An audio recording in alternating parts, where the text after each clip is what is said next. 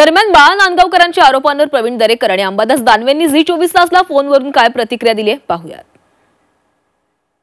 बाळा नांदगावकरांचा मुद्दा अतिशय टू द पॉइंटच आहे.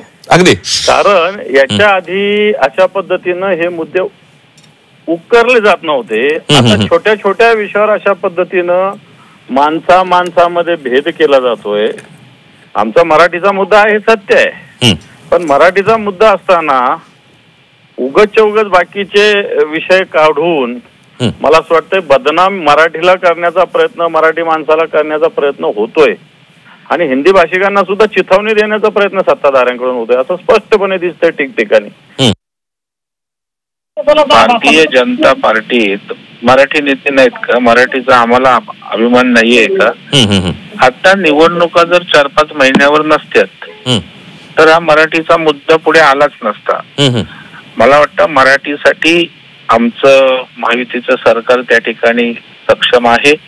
आमचं एवढंच म्हणणं आहे की मराठीचा आग्रह करत असताना इतरांचा दुराग्रह करण्याची काय आवश्यकता नाही. मायबाप मराठी माणूस आपल्या हिताचं कोण रक्षण करू शकतं, कुणी केलेलं आहे याची पूर्ण जाणीव त्यांना आहे ना.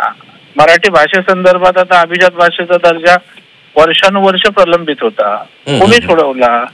देवेंद्रजींच्या पुढाकारानं पंतप्रधान नरेंद्र मोदी साहेबांनीच निर्णय घेतला ना.